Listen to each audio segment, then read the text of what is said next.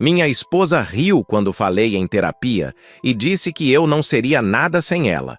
Naquele momento, eu percebi quem ela realmente era. Eu estava sentado naquele consultório havia 20 minutos, observando Daniela folhear o celular com a mesma indiferença de sempre. A terapeuta, uma mulher de uns 50 anos chamada Márcia, nos encarava com aquele olhar profissional que tentava disfarçar a curiosidade.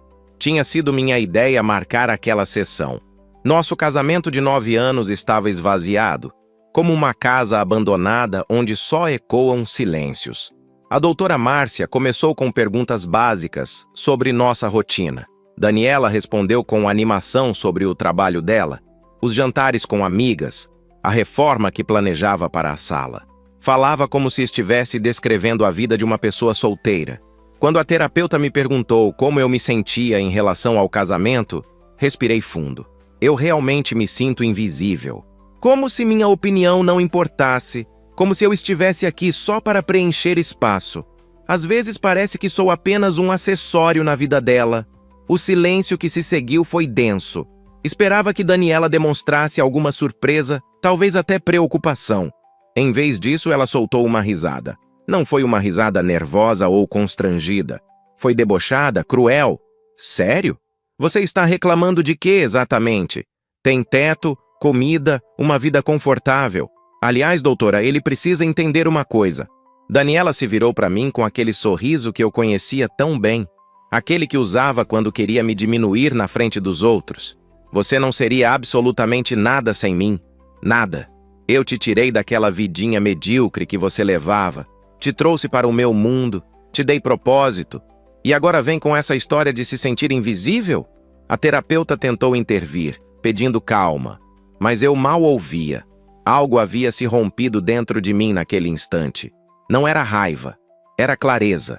Uma clareza fria e cristalina que inundou cada canto da minha mente. Olhei para aquela mulher sentada ao meu lado, a pessoa com quem havia compartilhado quase uma década da minha vida. E finalmente enxerguei quem ela realmente era. Daniela continuou falando, justificando seu comentário, dizendo que estava apenas sendo realista. A doutora Márcia tentava mediar, mas suas palavras pareciam vir de muito longe. Eu estava preso naquele momento de revelação, como se tivesse acabado de acordar de um sono profundo que durava anos.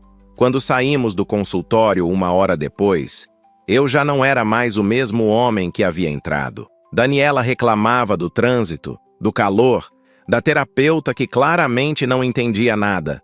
Eu dirigia em silêncio, mas pela primeira vez em muito tempo minha mente estava completamente desperta. Naquela noite, deitado no escuro enquanto Daniela dormia tranquilamente ao meu lado, as memórias voltaram com força total. Lembrei de quem eu era antes dela entrar na minha vida. Aos 22 anos, eu passava os dias trabalhando em uma marcenaria do bairro e as noites criando peças únicas na oficina improvisada no quintal da casa da minha mãe. Cada mesa, cada cadeira, cada estante carregava minha assinatura, meu coração traduzido em madeira e verniz. Meu avô havia me ensinado o ofício desde criança. Ele dizia que trabalhar com madeira era como conversar com a natureza, entender a alma de cada tronco, respeitar cada fibra. Eu tinha planos grandiosos, queria abrir meu próprio ateliê, criar móveis que contassem histórias, peças que as pessoas passariam de geração em geração. Então conheci Daniela em uma feira de artesanato no centro da cidade. Ela estava com 2 amigas, todas vestidas como se tivessem saído de uma revista. Parou na frente da minha barraca, passou os dedos sobre uma mesa de centro que eu havia levado semanas para terminar. Quanto custa isso? É trabalho seu mesmo ou você só revende? Faço tudo eu mesmo. Cada detalhe, cada acabamento. Esta peça levou 3 semanas. Ela sorriu de um jeito que me fez esquecer meu próprio nome. Impressionante. Você tem talento de verdade. Já pensou em expandir? Vender para lojas de decoração sofisticadas? Conversamos por horas naquele dia. Daniela parecia genuinamente interessada no meu trabalho, fazia perguntas inteligentes, sugeria possibilidades que eu nunca havia considerado. Nos meses seguintes, começamos a namorar. Ela me levava para jantares em restaurantes caros, Me apresentava aos amigos do círculo social dela. Eu me sentia deslocado naquele mundo, mas ela sempre dizia que eu só precisava de um pouco de polimento. Amor, você é incrível no que faz, mas precisa pensar maior. Essa coisa de artesanato não vai te levar longe. Meu pai pode te arrumar um emprego decente na construtora, salário fixo, benefícios, futuro garantido. Mas eu gosto do que faço. Estou construindo algo meu. E vai viver a vida inteira na casa da sua mãe? Temos que pensar no nosso futuro juntos. Casamento, casa própria, estabilidade. Isso de ficar cortando madeira é bonito, mas não é sustentável. Aceitei o emprego 3 meses antes do casamento. Guardei minhas ferramentas na garagem da casa que compramos. Daniela prometeu que era temporário, que quando estivéssemos estabelecidos eu poderia voltar ao meu sonho. 9 anos se passaram e aquelas ferramentas continuavam na mesma caixa, cobertas de poeira e arrependimento. A viagem de volta para casa foi sufocante. Daniela falava sem parar sobre como a terapeuta era inadequada, como aquele tipo de abordagem não funcionava para casais modernos como nós. Eu apenas assentia mecanicamente, virando o volante nas curvas conhecidas daquele trajeto que fazia há anos. Quando estacionei na garagem, ela já estava digitando furiosamente no celular. Vou remarcar com aquela amiga da Roberta que atende casais empresários. Alguém que entenda nossa realidade, sabe? Ela saiu do carro sem esperar resposta, deixando a porta aberta. Entrou em casa falando ao telefone, já planejando um jantar para sexta-feira com o mesmo grupo de sempre. Pessoas que eu mal conhecia, que falavam de assuntos que não me interessavam, que me tratavam como mobília decorativa. Fiquei parado na garagem por longos minutos. A porta que levava para dentro de casa parecia um portal para uma prisão. Então meus olhos encontraram a outra porta, aquela que dava para o depósito nos fundos. Não entrava ali havia meses, talvez 1 ano. Girei a maçaneta enferrujada e acendi a luz fraca que iluminava mal o espaço empoeirado. As caixas estavam exatamente onde eu as havia deixado. Ferramentas que meu avô me deu antes de morrer, equipamentos que comprei com o primeiro dinheiro que ganhei vendendo uma estante. Abri a maior das caixas e o cheiro de madeira tratada ainda estava lá, misturado com óleo de máquina e verniz. Peguei um formão, senti o peso familiar na mão, a textura do cabo gasto pelo uso. Amor, vai ficar aí a noite toda? Preciso que você veja o cardápio que a Cláudia mandou para o jantar.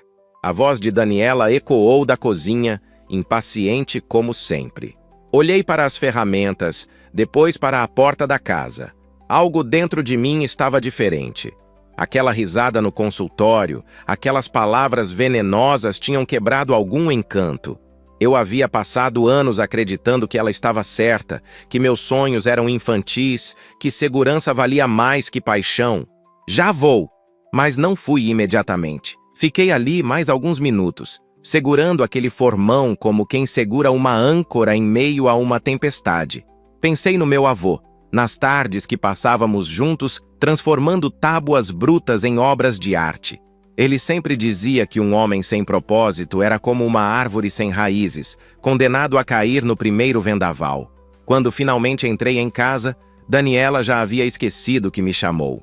Estava rindo de algo no celular, completamente absorvida em seu próprio universo. Sentei no sofá e, pela primeira vez em anos, não me senti culpado por estar pensando em outra coisa. A segunda-feira começou como todas as outras. Café apressado, Daniela reclamando do trânsito que a esperava, eu fingindo interesse nas fofocas do escritório dela. Cheguei ao meu trabalho na construtora às 8 em ponto, cumprimentei os colegas com a mesma empolgação de quem vai para o dentista e sentei na minha mesa cercada de divisórias cinzas. Por volta das 10 da manhã, meu celular tocou. Número desconhecido. Quase ignorei, mas algo me fez atender. Alô, estou falando com Ricardo Tavares. É o Ricardo que criava aquelas peças incríveis de madeira maciça? A voz era masculina, animada, vagamente familiar. Sim, sou eu. Quem fala? Maurício Landim. Lembra de mim? Eu dava aulas de design de produto na faculdade comunitária. Você frequentava minhas palestras aos sábados há uns 10 anos. A memória voltou como um relâmpago.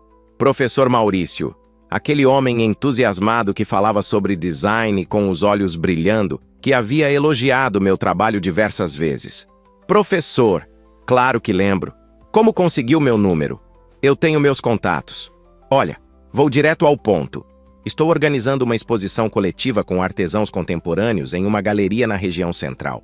Lembra daquela mesinha lateral que você me deu quando terminou meu curso? Aquela com detalhes em marchetaria? Lembro sim. Foi uma forma de agradecer por tudo que aprendi. Pois então, um colecionador de móveis autorais esteve em minha casa semana passada e ficou absolutamente fascinado com ela. Perguntou quem havia feito, se o artista ainda estava ativo. Ricardo, a exposição é daqui a 2 meses. Preciso de 3 peças suas.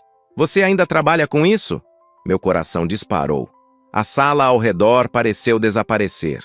Olhei para o monitor do computador, exibindo planilhas sem sentido, para as paredes sem vida, para a janela que dava para outra janela.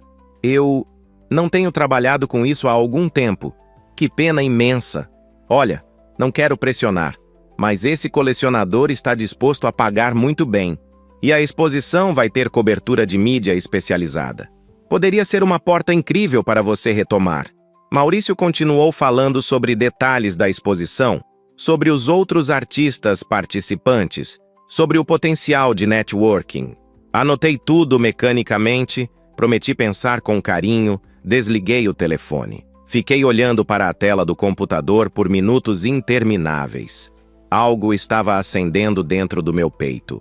Uma centelha que eu achava completamente apagada. Não era apenas possibilidade, era um chamado. O universo estava colocando uma oportunidade na minha frente exatamente quando eu mais precisava de um sinal.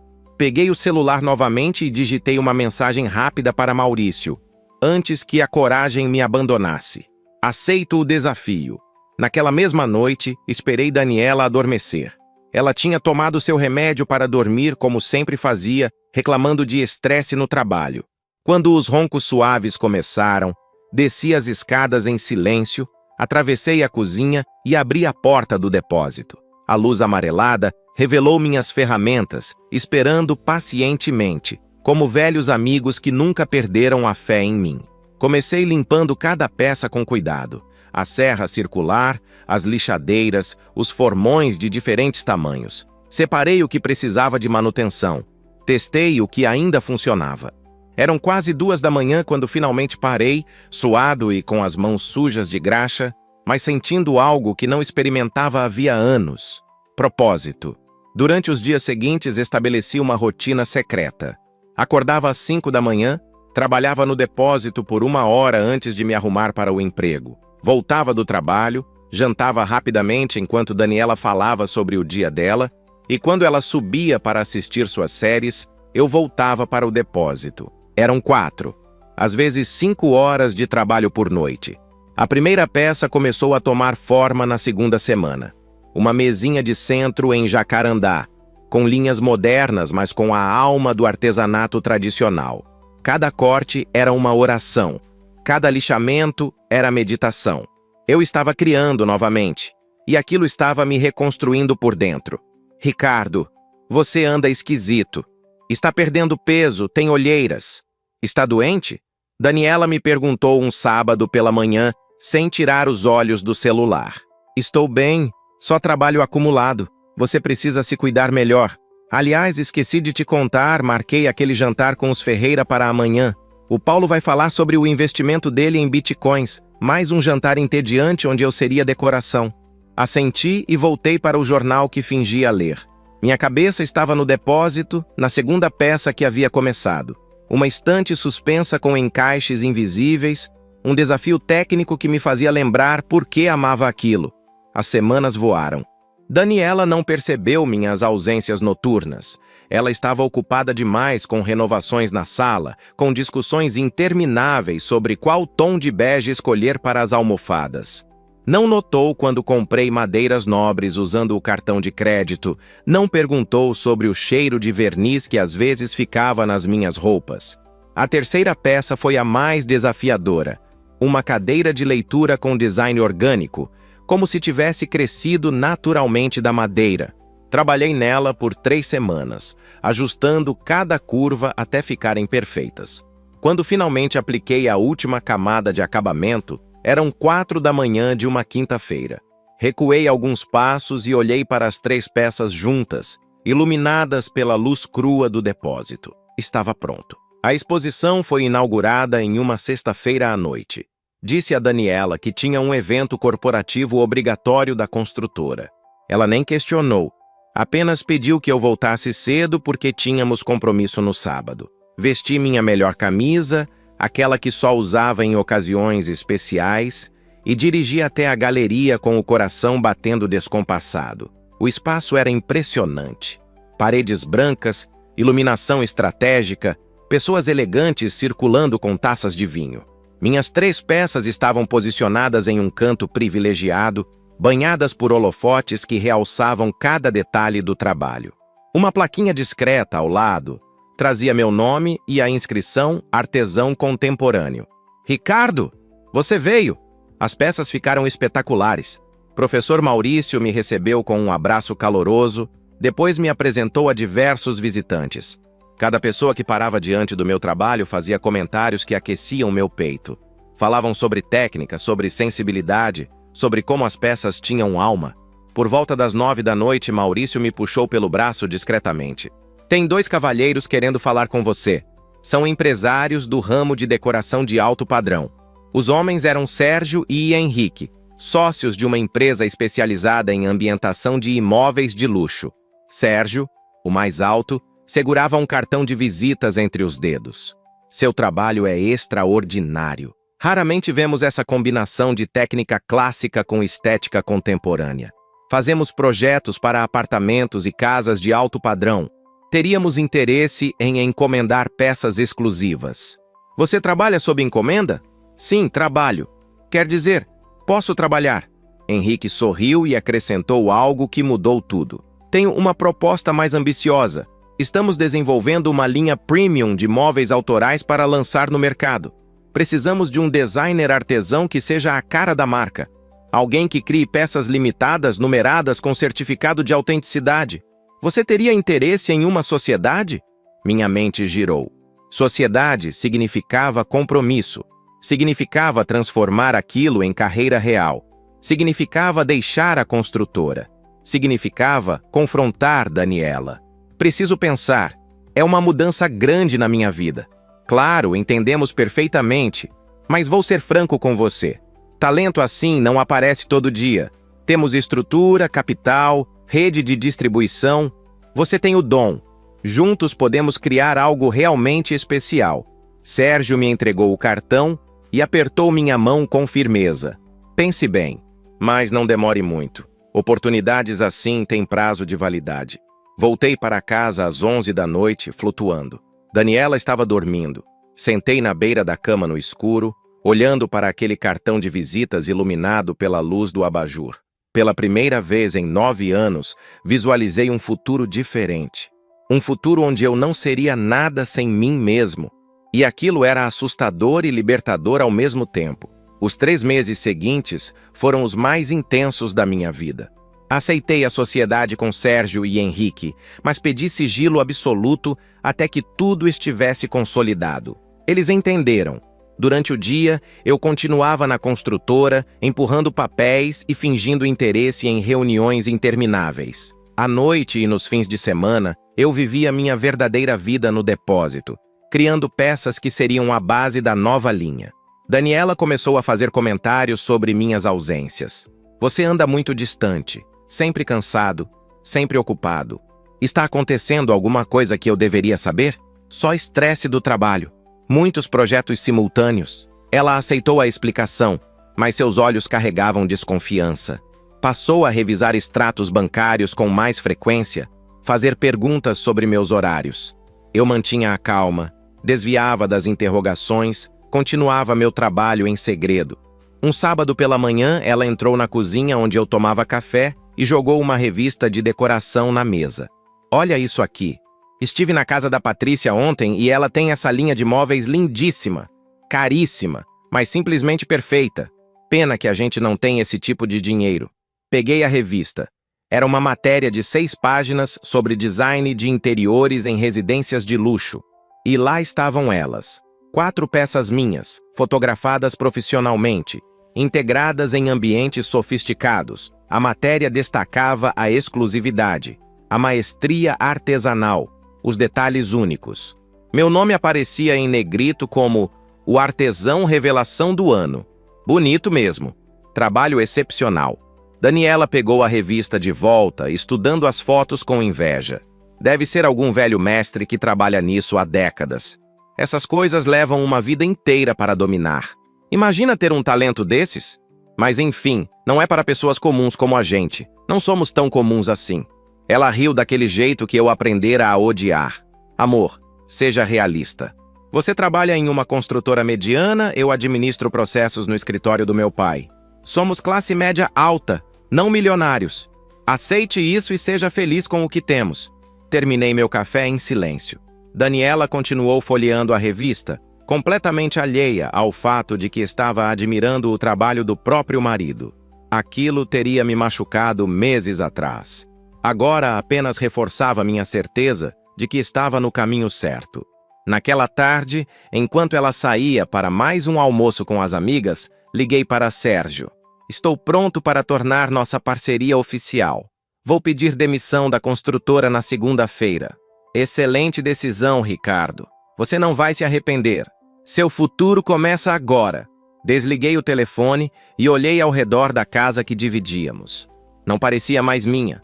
Talvez nunca tivesse sido. Na segunda-feira, entreguei minha carta de demissão. Meu chefe ficou surpreso. Tentou me convencer a ficar. Ofereceu pequenos aumentos que não significavam nada.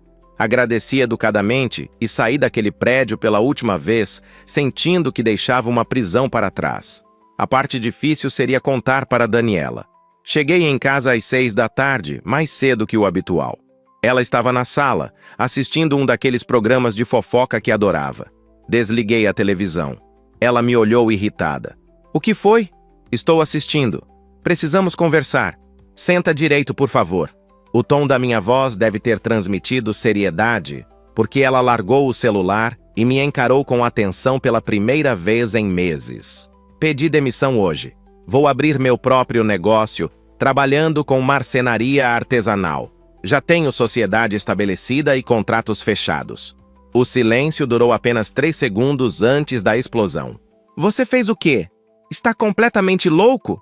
Jogou fora um emprego estável para brincar de carpinteiro? Você tem noção da irresponsabilidade disso? Não é brincadeira. É minha profissão de verdade. Sempre foi. Passei os últimos meses desenvolvendo isso e está dando certo. Daniela levantou do sofá, as mãos tremendo de raiva. Os últimos meses? Você esteve mentindo para mim esse tempo todo? Fazendo o que nas minhas costas? Construindo meu futuro. Algo que deveria ter feito há 9 anos. Mas você me convenceu do contrário. Eu te convenci a ser responsável, a ter uma vida adulta. E agora você quer voltar para aquela fantasia adolescente de ser artista? Não é fantasia, é real. Minhas peças estão sendo vendidas, estou ganhando mais do que ganhava na construtora. Muito mais. Ela riu com desdém, cruzando os braços. Claro. E eu sou a rainha da Inglaterra. Ricardo, você sempre foi sonhador demais para o seu próprio bem. Essa é mais uma fase.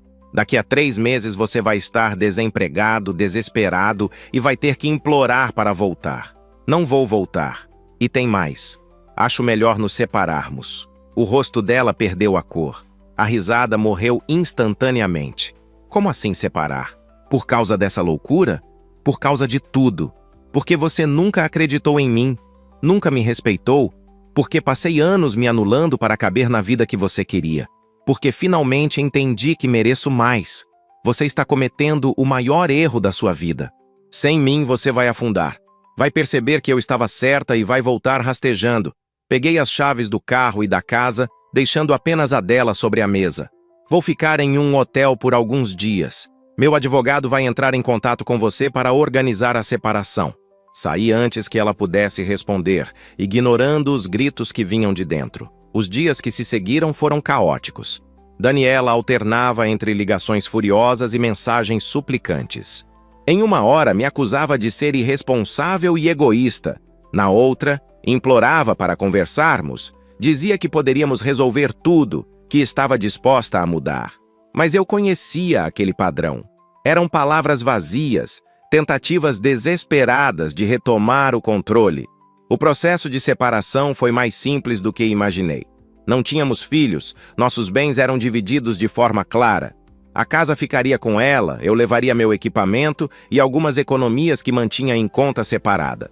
Daniela tentou uma última cartada durante a reunião com os advogados. Ele está tendo um colapso nervoso. Pediu demissão impulsivamente, está morando em hotel, falando de fantasias sobre ser artesão famoso. Precisa de ajuda psiquiátrica, não de divórcio. O advogado dela parecia constrangido. O meu apenas sorriu. Meu cliente está perfeitamente lúcido e sua nova empresa já faturou mais em 3 meses do que ele ganhava anualmente no emprego anterior. Temos toda a documentação fiscal aqui. Empurrei uma pasta através da mesa. Notas fiscais, contratos, comprovantes de depósitos, tudo oficial, tudo legal, tudo real. Daniela abriu a pasta e seu rosto passou por uma sequência de expressões. Descrença, choque e, finalmente, algo que parecia respeito involuntário. Isso é verdade? Você realmente está ganhando isso tudo? Estou. E vai aumentar. Temos expansão planejada para o próximo semestre. Ela fechou a pasta com força. Então você planejou tudo isso. Me enganou durante meses, construiu uma vida paralela, esperou o momento certo para me abandonar. Eu não planejei te enganar.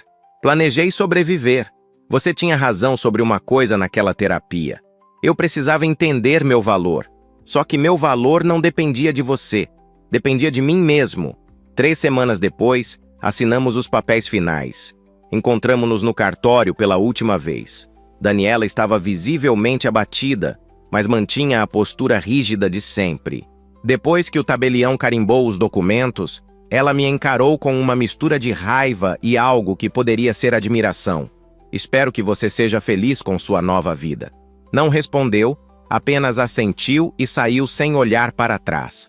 Fiquei parado ali por alguns minutos, segurando aquele documento que oficializava o fim do casamento. Deveria sentir tristeza, algum tipo de luto, mas tudo que sentia era alívio.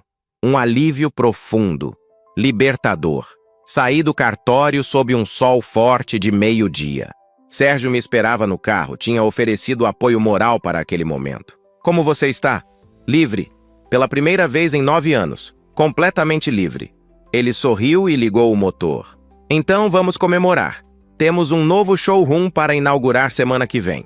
1 ano e 2 meses depois da separação, inaugurei meu ateliê-galeria em um bairro histórico da cidade. O espaço era amplo, com pé direito alto e janelas imensas que deixavam a luz natural iluminar cada peça exposta. Na parte de trás, mantinha minha oficina aberta para visitação. Queria que as pessoas vissem o processo criativo, entendessem que cada móvel nascia de horas de dedicação e paixão. A inauguração reuniu arquitetos, designers, colecionadores e jornalistas especializados. Minhas peças estavam espalhadas pelo espaço como esculturas funcionais. Cada uma carregava uma etiqueta com numeração limitada e minha assinatura gravada na madeira. Os preços refletiam não apenas o trabalho, mas o valor real daquilo que eu criava. Ricardo, parabéns! O espaço ficou sensacional. Você conseguiu! Professor Maurício me abraçou com orgulho genuíno. Ao seu lado, Sérgio e Henrique conversavam animadamente com potenciais clientes. A empresa que fundamos juntos crescia além das expectativas. Tínhamos lista de espera de 6 meses para encomendas personalizadas. Por volta das 8 da noite, enquanto conversava com uma arquiteta interessada em uma linha completa para um projeto residencial, percebi uma figura conhecida parada na entrada. Daniela. Ela hesitou por alguns segundos antes de entrar, claramente desconfortável. Vestia um conjunto elegante, mas seus olhos carregavam uma vulnerabilidade que nunca tinha visto antes. Desculpem-me um momento. Me aproximei dela, mantendo distância respeitosa. Oi, não esperava te ver aqui. Eu vi a matéria no jornal sobre a inauguração. Precisava ver com meus próprios olhos. Ela olhou ao redor, absorvendo cada detalhe. Tocou delicadamente na superfície de uma mesa lateral, reconhecendo a qualidade do acabamento. Isso tudo é realmente seu trabalho? É, cada peça. Do primeiro corte ao último polimento. Daniela assentiu devagar, os olhos brilhando com algo que poderia ser lágrimas contidas. Eu estava errada, completamente errada sobre você, sobre seu talento, sobre tudo. Fui uma idiota. Você não conseguia enxergar além do que conhecia. Muita gente é assim. Será que ainda há chance de... Não. Interrompi antes que ela terminasse. Não havia raiva na minha voz, apenas clareza. Aquela parte das nossas vidas acabou. Precisava acabar para que eu me encontrasse. Espero sinceramente que você também encontre seu caminho. Um casal se aproximou interessado em uma cadeira próxima. Daniela percebeu que era hora de ir. Boa sorte, Ricardo. De verdade. Ela saiu sem olhar para trás. Voltei para meus convidados, para meu espaço, para minha vida construída com minhas próprias mãos. Alguém brindou ao sucesso do ateliê, outras pessoas se juntaram. Ergui minha taça e olhei ao redor, para aquele lugar que representava tudo que conquistei. A melhor vingança não foi provar que ela estava errada, foi provar para mim mesmo que eu sempre estive certo. Obrigado por assistirem até aqui. Se gostaram dessa história de superação, deixem o like e se inscrevam no canal. Em breve traremos mais histórias inspiradoras de pessoas que tiveram coragem de recomeçar. Essa história nos mostra que, às vezes, precisamos de um choque de realidade para enxergarmos quem realmente somos e o que merecemos. Ricardo viveu anos anulando seus sonhos e talentos por alguém que nunca conseguiu valorizar sua essência. O momento de humilhação no consultório foi o despertar necessário para que ele reconquistasse sua identidade e construísse uma vida autêntica. A verdadeira vingança não veio de expor ou destruir quem o menosprezou, mas de provar seu valor através de conquistas reais e tangíveis. Ricardo transformou dor em combustível, insegurança em determinação e silêncio em estratégia. Sua vitória foi reconquistar a si mesmo e mostrar que ninguém tem o poder de definir nosso potencial, apenas nós mesmos. E você, já passou por alguma situação onde precisou provar seu valor para si mesmo? Teve coragem de recomeçar quando todos duvidavam? Conta aqui nos comentários. Adoro ler suas histórias e experiências. Se essa narrativa tocou seu coração de alguma forma, deixa aquele like maroto, se inscreve no canal e ativa o sininho das notificações para não perder nenhum vídeo. Amanhã tem história nova e garanto que vai ser impactante. Um grande abraço e até a próxima!